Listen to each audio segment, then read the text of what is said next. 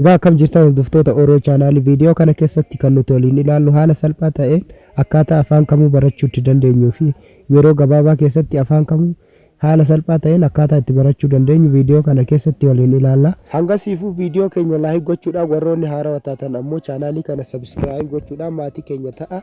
Barnoota hedduu chaanaalii kana jalaa argattu jechuudha. Jalqaba irratti weebsaayitii kiroomii jala ni seentu jechuudha. Googiliidha kiroomii jala ni seentu jechuudha. Kiroomii jala erga seentanii booda tiraanisleet jettanii barreessitu. Yoo barbaaddan ammoo googil tiraanisleet jettanii barreessuu dandeettu jechuudha. Isa googil tiraanisleet jedhu ka jalaa kana ni tuytu jechuudha. Kunoo amma irra marseetu kana gattuutu jechuu sana booda haala kanaan isiniif fidaa jechuudha. Eegas booddee afaan barbaaddan filattu jechuudha. Afaan itti hiikkachuu barbaaddan tokko ni filattu jechuudha. Fakkeenyaaf asirratti I love you jedheen barreessaa jechuudha. Afaan Ingiliffaatiin I love you jedhee barreessee gara afaan Oromootti hiikkachuu barbaada jechuudha. Fakkeenyaaf I love you jechuun afaan Ingiliffaatiin gara afaan Oromootti yoo hiikamu sin jaalladha jechuudha. Fakkeenyaaf jecha amma Ingiliffarraa gara afaan Oromootti hiikkadheen kana jechuudha. Gara afaan Amaariffaatti hiikkachuu yoo barbaade bakka Oromoo jedhu kana tuquudhaan Amaariffatti jijjiiradhee ergasii booddee I love you jedhee barreessaa jechuudha. Ammallee affaqra halluu jedha jechuudha. Afaan Amaariffaatis affaqra halluu jedheetiin isiniif baasaa jechuudha. Gara afaan Amaariffaatti yoo jijjiiratu. Fakkeenyaaf amma sagaleedhaan waraabnee jechuudha. Afaan Ingiliffaatiin gara afaan biraatti jijjiirannaa jechuudha. Fakkeenyaaf amma afaan Ingiliffaa jalatti jira jechuudha. Mallattoo reekoordii xiqqoo tana gattuutu jechuudha. Sana booda fakkeenyaaf amma jecha wayiitiin jedha. Someone call me jedhee dubbadhaa jechuudha. Eegasii booddee ofii isaatti barreessee gara afaan an barbaadu san naaf jijjiiraa jechuudha. Fakkeenyaaf someone call me please, someone call me please jedhee barreesseera jechuudha. Amma afaan Oromootti jijjiiradheetiin jira jechuudha. Namni naaf bilbilaamee jedheetiin naaf hiikee jechuudha afaan Oromootti. Amma afaan Amaariffaatti hiikkachuu barbaade bakka afaan Oromoo kanatti jijjiiradhee irraa Amaariffatti deebisa. Andi ሰው ይደውልኝ እባክህ jedha. Haala kanaan jijjiirachuu dandeessu jechuudha. Gara afaan Amaariffaattis jijjiirachuu ni dandeessu jechuudha. Fakkeenyaaf afaan Arabiittis jijjiiramee jira jechuudha. Isa afaan Arabii kanatti kunoo istaqsil maa yatasil biiman fadlakedha. Afaan Arabii baay'een dubbisu jechuudhaani. Haala kanaan isiniif jijjiiramaa jechuudha. Afaan biraattis ammoo afaan hin beeknettis fakkeenyaaf afaan hin beekne tokko irratti afaan kana irratti kunoo haala kanaan isiniif baasaa jechuudha. Afaan kamuu haala kanaan ittiin barachuu dandeessu jechuudha. Afaan Ingiliffaa yoo beektan ta'e afaan kamuu barachuu ni dandeessu jechuudha. Haala salphaa ta'een inni itti aanu ammoo karaa appilikeeshinaatiin pileestoorii jala ni seentu. Tiraanisleet jettanii barreessitu jechuudha. Tiraanisleet yookaan ammoo googil tiraanisleet jechuu dandeessu jechuudha. Amma ammoo tiraanisleet jettanii barreessitu jechuudha. Akka googil tiraanisleet isuutu isinitti agarsiisa. Isa ammoo laanguweej tiraanisleet jedhu kanarratti ni tuyxu jechuudha. Eegasii booddee silkii keessan irratti gadi buuftu jechuudha. Fakkeenyaaf amma inistaal gootanii gadi buuftu jechuudha. Inistaal godhee gadi buufadha jechuudha. Silkii kiyya irratti akka saniina jechuun gadi bu'u inistaal ta'aa jira. Ergasii booda ooppiin gootanii keessa seentu jechuudha. Appilikeeshina kana ooppiin gootanii keessa seentu jechuudha. Haala kanaan isinii fida. Get started jedhu isinii dhufa akka saniin jechuudha. Ergasii booda get started bakka dhukan ni tuytu. Ergasii booda afaan Ingiliffaa filattu jechuudha. Waa sadii nu fida. Translation, conversation hunda footoo yookaan footoo fayyadamtanii jechuudha. Hiikkachuu dandeessu jechuudha. Footoo karaa wannaati jechuudha. Waa kaasuudhaan fayyadamuu ni dandeessu jechuudha. Inni itti aanu ammoo haala kamiin translation goonaa jechuudha. Haasa'uudhaan fakkeenyaaf translation gochuu ni dandeenya jechuudha. Mee irratti tuqeessin agarsiisa. Fakkeenyaaf asitti afaan Ingiliffaa filadha. Asitti ammoo afaan wayiitti filadhee isinitti agarsiisaa jechuudha. Fakkeenyaaf afaan Ingiliffaatiin jecha wayiitti jedheetiin someone call me jedhee barreessaa dubbisaa jechuudha. Yookaan dubbadha jechuudha. Asa afaan Amaariffaatiin naa hiikeera. Andi ሰው ይደውልልኝ jedha jechuudha. Afaan Amaariffaatiin naaf hiikee jira jechuudha. Afaan Ingiliffaatiin wayitan dubbadde gara afaan Amaariffaatti naa hiikuu danda'eera. Akkasuma gara afaan biraatti hiikachuu danda'eera. Inni itti aanu ammoo karaa footootiin ammoo yookaan ammoo karaa kaameraa fayyadamneetiin wanta biraa kaafnee asirratti wanta gochuu ni dandeenya jechuudha. Mee fakkeenyaaf kiroomii jalaan dhaqee English passage jedhee barreessaa jechuudha. English passage jedhee erga barreessee booda fakkeenyaaf free reading comparison kan fakkeenyaaf Ingiliffaa kana screenshot godhaa jechuudha.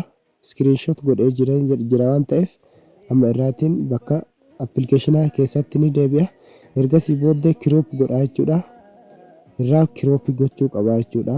Crop godhee barreeffama kana irratti galcha. Afaan erga filadhee booda crop gochuu qaba jechuudha. Fakkeenya afaan kanatti haala kanaan jijjiiramaa jechuudha. Mee fakkeenyaaf irratti tuqaa jechuudha. Crop irraa gochuu qaba jechuudha. Kana gubbaa isaatti wal qixxeessuu qaba. Crop irraa gootan jechuudha. Kana fakkeenyaaf asii gubbaa kanarraa gadisiisitu jechuudha. Crop irraa erga gootanii booddee bakka mallattoo raayitii jala kanarra jira inni tuyxuu jechuudha. Ergasii booddee haala kanaan fakkeenyaaf afaan filadhaa jechuudha. Bakka kanatti afaanin filadhaa. Afaan Amaariffaa filadhu. Fakkeenyaaf afaan Amaariffaa filadheetiin jira.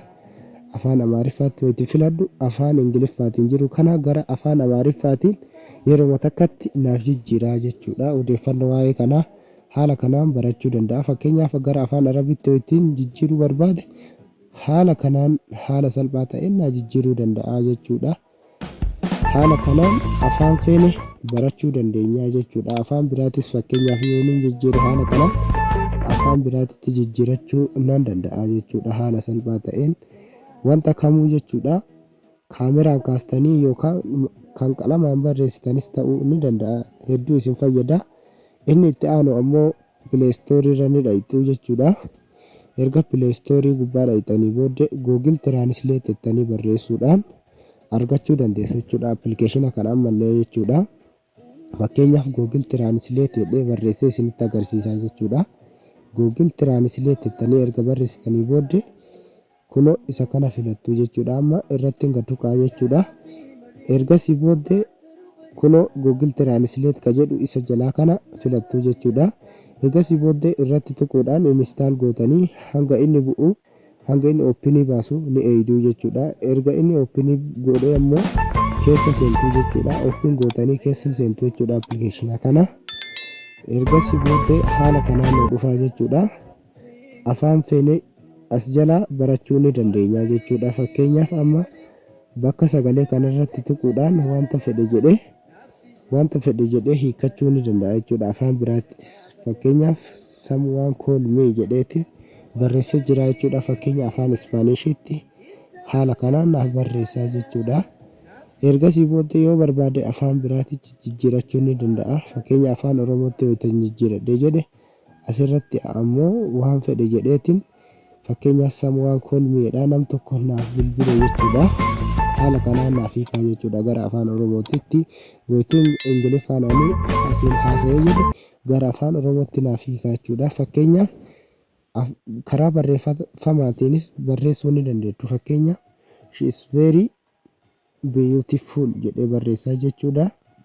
Fakkeenya she is very beautiful jechi kun yoo na dhibee gara afaan Oromootti itti hiikadhe akkam ta'a jecha jedhu kana laaluu qabdu jechuudha. Fakkeenyaaf she is very beautiful this class jedha.